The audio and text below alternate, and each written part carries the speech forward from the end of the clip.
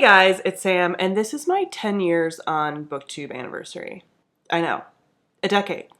A decade. I'm currently filming this on July 3rd in the United States, and there's a lot of fireworks going off. My dog is very nervous. So Tally is over here wrapped in a weighted blanket, and if you see some cuts where a dog obviously started barking mid-sentence, I'm sorry for that. But we're just going to have to get through that because that's how it is spiritually and emotionally today here in this house. But I asked you guys on Twitter, Threads, Instagram. Instagram is where you answered the most. Are you guys most engaged with me on Instagram? Crazy. For questions to answer. So I am going to go through and answer them. I'm going to try to group them up by topic. I started using Notion recently, not an ad. I just recently was like, I am so disorganized with my social media stuff these days.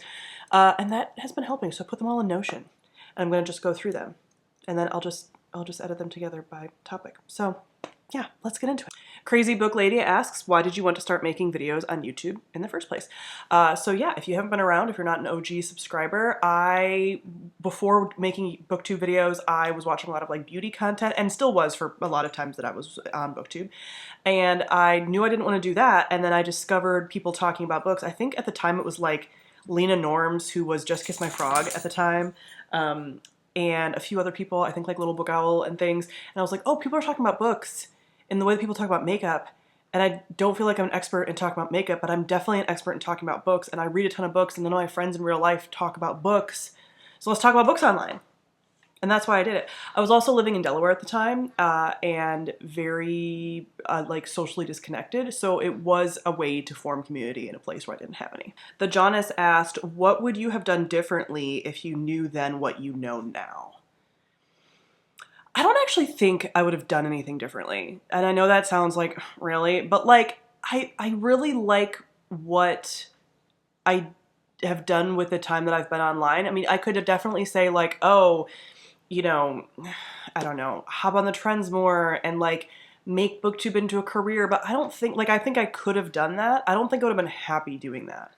I think what I would tell myself back then is probably allowing myself to be a little more flexible. Up until like about a year or two ago, I was making 3 videos a week for like 8 years and never missed. That's crazy, but also it's like good for me in that time. So I think I could have allowed myself a little bit more flexibility, but would that have made me leave social media sooner? I don't know. I think like I did what I did with it at the time and I'm happy with that. Yeah, I think letting go of some of the perfectionism. Oh, one thing that I think I would have definitely changed looking back is like during sort of the peak of when I was super involved in BookTube, so let's say like 2017, I mean really even like 2014, maybe like 2014, 2015 to like 2019, 2020. So for the majority of it, so wrapped up in what was happening in bookish conversations on Twitter.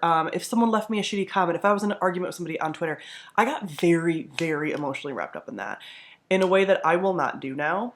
I cannot, and I have way better boundaries around that. But I needed a break in order to get that way. Like I was, like the online community was like my whole life for a very long time. And I think that that was unhealthy. I think that if I could go back, I'd be like, don't do that. It literally doesn't matter. These same conversations happen over and over every single year and will continue to. It's not worth it. So yeah, that's probably the biggest piece of advice I would give myself. But again, overall, I wouldn't change anything. A few people asked, why do you think you've had such longevity with making bookish content? Or what keeps you making videos after 10 years? What keeps you motivated? And I think the longevity thing is a few things. One, I think that having a community and having like friends that I formed around BookTube was crucial to keeping me on BookTube. The other thing is like purely chance. For most of the 10 years, it was my major hobby. Like reading and content creation was my main hobby, for better or for worse. So like I didn't have a lot of other things to occupy my time. I was in grad school. I was living in Delaware where I wasn't happy. Like as you will notice, once I moved to Chicago and then everything opened up like post quarantine part of pandemic, I was much happier and social media was less of a part of my life. So there's balances there. So I think what kept me going for a long time was just that like it was so fulfilling for so long and was such a big chunk of my life for so long. And it's not a big chunk of my life. It's just not the biggest. Like there are so many other pieces of the pie now that content creation is not the biggest one and it can't be. And I'm finally kind of feeling like I'm getting to a place where I'm able to like it's fitting in nicely with my life, but not the biggest part of my life. Because I do think when it was the biggest part of my life, there was unhealthy aspects about that. My entire life was online. Entire life was online. So yeah, like I think walking back from that has been good. But yeah, keeping me motivated has been community. The fact that I haven't really had other people in my life who read as much as I do in my like real life, not online life. So it's motivating to keep talking about it. It's fun. And I had found like a system that works for me as far as like editing and filming and stuff like that. But yeah, the biggest piece was that it was such a major hobby. And it's kind of wild that it did sustain as long as it did, as far as a hobby that I didn't bounce off of for so long. Last year being the big break that I took from content was the first ever in like 9 years at that point. So yeah, that is like my longest running hobby ever, pretty much. Favorite book you've reviewed? I mean, my like favorite books that I've reviewed have been my favorite books of all time. I think some of my favorite reviews that I've ever done have been 4 books that I've really loved, like The Night Circus, or like, The Winner of the Witch by Catherine Arden is like probably one of my favorite reviews, my uprooted review. But even some of my reviews that people like got mad at, I still am I think are kind of funny, like my Caraval review or my gripe for A Court of Thorns and Roses. So yeah, there's been lots of reviews that have just been like fun. And honestly, over time, my reviews, I recently looked at this just from like an analytics standpoint. I don't check my analytics very often. I've never really cared about it, but I just was curious, like over the last 10 years, what have been some of my most popular videos? And a lot of them, I would say over half, have been reviews that like don't get a ton of views up front, but then over time have gotten like thousands. So the review longevity is wild to me. There's been a couple of questions about like, what's the biggest change you've seen in this space since you started? What's changed the most about your channel in those 10 years? What's the biggest change you've noticed over the years? So channel-wise, as far as like what's changed. So I would say that the types of content that are really popular have changed a lot on BookTube since I started. My content has remained fairly the same. My personality has remained like pretty consistent, things like that. But when I first joined BookTube, it was a symptom of like the greater YouTube. There was a lot of like sitting and talking videos, a lot of people like yelling at the camera, being very high energy. And now I would say it's much more of these like longer form videos, video essays, calmer, ASMR, like not even like ASMR type videos, but like ASMR type voices of like, you want something more soothing, you want something more cozy feeling, something that feels a little bit more like serious in a way. There's still fun content, but like when I first joined in 2014, it was a lot of like in your face, big personality, and you don't really see that as much. It's this like more serious content for sure. Also, when I first started, there was much more of a prescribed content. I talked about this more recently in a video that I posted about like, I don't know, I don't remember the name of it anymore, but it was like things that have changed and just like discussing BookTube stuff. So I will link that on the screen. So like BookTube starter pack at the time was like wrap-ups, like monthly wrap-ups, book hauls, some reviews. A lot of people were doing reviews, but it wasn't like as popular. Tags for sure. And over time, like those things are still bread and butter in a lot of ways, but like unhauls got more popular over time. Discussion videos got a little more popular. Now, again, we have these like video essays and things. So the longer, like extra long form content definitely popped up as more popular than it was when I first started. And yeah, like people are doing, like a lot of the big booktubers now are probably people that wouldn't even consider themselves booktubers, right? Like the booktube framework is not the same as it used to be. And a lot of people that are really popular for book content started with lifestyle content and then switched over to book content.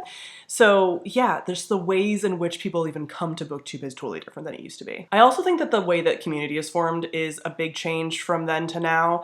I would say that a lot of the communities are less centralized than they used to be around certain like creators or things like that, which in a way is probably good, but in a way is also very sad. I think BookTube as a community used to feel much more, I don't know, close-knit in a way. Even like just within your comment sections, it felt like more of a community. It just doesn't as much now. I think some of that is a symptom of having so many social media platforms, and also just TikTok, where community is not very centralized on TikTok. It's very much like your For You page, and people that subscribe to you on TikTok are much less like following you. They just like are, you know, like one video and kind of subscribe. There's less of this like community like and people knowing you than there used to be. So that I feel like is kind of sad. There are some things that are great about that as far as like parasocial relationships, and I'm not saying that that has entirely disappeared and people don't have communities form up around them. Obviously they do, but the ways in which it felt like a community of readers on BookTube, like it feels a lot more disjointed now. There doesn't seem to be like a through line where we like know each other, and there seems to be like, for a while there, I used to talk about BookTube as like different cohorts of like when you started. It was very like clear who started when, and you kind of knew each other, and you knew like, it was like you were all in like a high school or something together, which again had its problems, but now I don't feel like I know like anybody that's on BookTube anymore, which is sad. And another thing too is like a lot of people that I started making content with have disappeared. They're gone. I don't talk to them anymore. I don't know where they are. Not even people that I was like friends with. Obviously, I have a lot of friends that have stopped making content that I still talk to, but just people that maybe I had like more of a content creator friendship with, you know, they don't make content anymore. Like most people drop off of making content within like a few years at best. So yeah, the fact that I've stayed this long is like most people, I mean, all of my friends that I started with besides Madi, who started after me, don't make content anymore. What was your favorite BookTube era regarding trends and authors? I mean, regarding trends and authors, like I feel like, I don't know if it's about trends and authors, but my favorite era was probably like 2015 to 2017. Honestly, I feel like I had the most fun with it then. I probably got my most successful during like 2017 to 2021-ish, like with views and stuff. Although at a certain point, like I just sort of did like cap out, which is again, fine. But yeah, I feel like the most fun for me and like the most joyous about reading, and not that I don't enjoy reading now, I obviously do, but like the amount that I was reading and I was loving everything and everything felt new and exciting, and like I had so many favorites and I had so many like swoon-worthy, I was shipping a lot and all of that, that was like that like 2016 or like 2015 to like 2017, 2018 period. So that was like my favorite era. There's a lot of tags, I was making a lot of friends, we were going to Bookish events a lot. Like I was going to Y'all Fest and BEA consistently every year, if not another festival. Was there one more that I used to go to a lot? I know it was definitely Y'all Fest and BA. So we were going like every 6 months we had some kind of event and like meeting up, and like that was just so fun. That was like the peak of BookTube for me ever. Like it felt like we all knew each other. It felt fun. There was definitely some stuff. There was definitely some like drama or whatever, I guess, like, and very minor within like BookTube, you know, whatever. But like, I don't know, it felt fun. So we started BookNet Fest in that time period. We started that in 2017. Like it was just 2015 to like 2018 was just peak for me. Oh, how have your reading tastes changed versus stayed the same? Things that have stayed the same are that fantasy has been my favorite genre like this entire time and continues to be. The things that have changed are that I read a lot more YA when I first started my channel. I read almost none now. I read predominantly adult. And that changed fairly quickly in the whole scheme of things. Like that's been true for a while now, but like now it's gotten to the point where like very little YA. When I first started, I was only reading physical books. Now I read a mix of physical and audio a lot, with some ebooks thrown in. I was reading a lot more ebooks when I was reading more romance. So I went through a period of time that some of you might remember in like 2019, 2018, 2019, and 2020 maybe, where I was reading a lot of romance. I've kind of cut back on the romance. I might dabble back in again at some point, but yeah, I went through a period where I was reading just a lot of like mediocre romance books. So yeah, I read more romance even now than I did when I first started, and I'm open to romance. It's just right now I'm focusing a lot on getting the books off of my TBR that I'm reading. So that's another thing too, is I was reading and like buying a lot more books and having a lot more books in my shelves, you know, having the big bookshelves when I first started. Now I'm much more like, I keep only the books that I really love on my shelves that you see in the background, and then I have a TBR shelf out in my living room of the books that I want to read. And I like to keep that like limited, right? Again, it's like under 50 or something. But before I used to have like hundreds and hundreds and hundreds of books in my TBR, and that's just never going to be the case for me again. That's way too overwhelming. So I'm a lot more like focused in my reading and in what I'm interested in, what I pick up. Yeah, and over the years, I've also like realized what I am into as far as like niche tropes. Oh, one thing is like I'm a lot more into sort of like sci-fi horror or like body horror stuff than I could have been when I first started. Yeah, I can read a little bit more like the creepy stuff. Yeah, but some of the things have stayed the same. That like sci-fi and fantasy are my top genres, fantasy being the top genre. Age range has drastically changed. Format has changed. I read a decent mix of books from the library now that I didn't when I first started. I just didn't really have access to a library at the time, but I do now. Yeah, that's most of how my reading's changed. But otherwise, like my reading habits and how much I read, like some of that has gone down because now I have other hobbies. But like the amount that I enjoy reading and stuff has stayed the same. Another question that's very similar is how have your reading tastes and priorities shifted over the years? And again, I just talked about like the genres and like the age ranges and stuff that have changed, but I also just, with the amount that I have read in the last 10 years, now I just have higher standards for books. Like I'm sure there's some books that if I would have read them, you know, now with my eyes for reading and just, you know, like my taste and stuff, I wouldn't love them as much as I did when I first read them back in 2014, 2015, 2016, whatever. But also like they were what they were for me at the time, and that's totally fine. But yeah, like I have a higher opinion for just like style of writing. And I can't necessarily always describe to somebody like what it is that I like, but I can tell you what it is that I don't like when I see it. Like overly simple, very clunky writing, I don't like. Like I do like writing as a craft a lot more than I would have like even been able to point out before.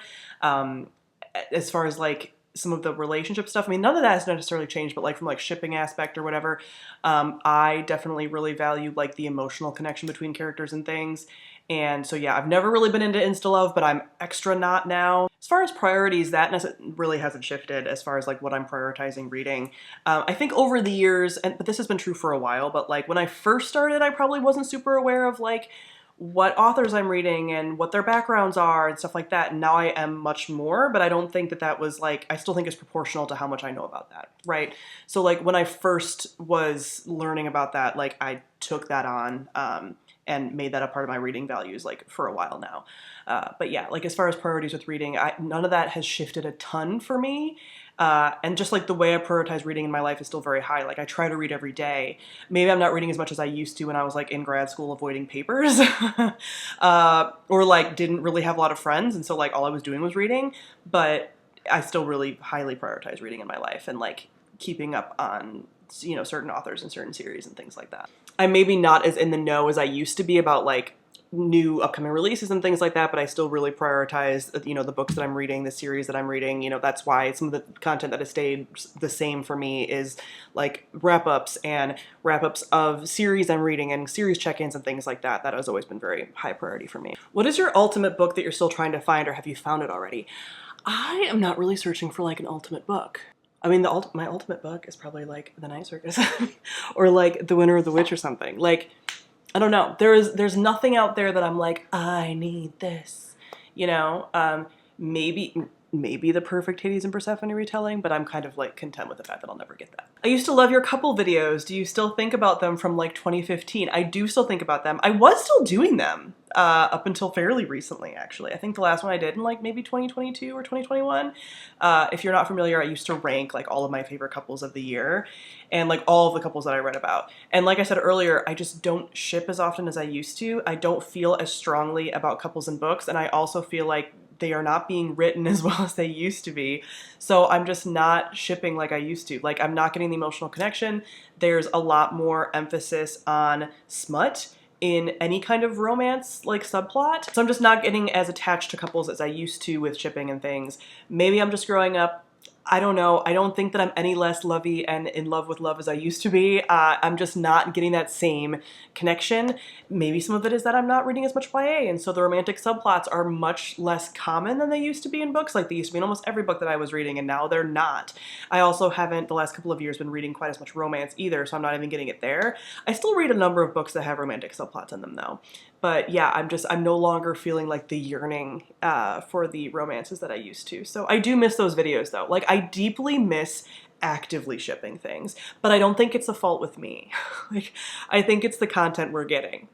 It's not as good as it used to be for me. And like really getting that like show don't tell, emotional buildup angst.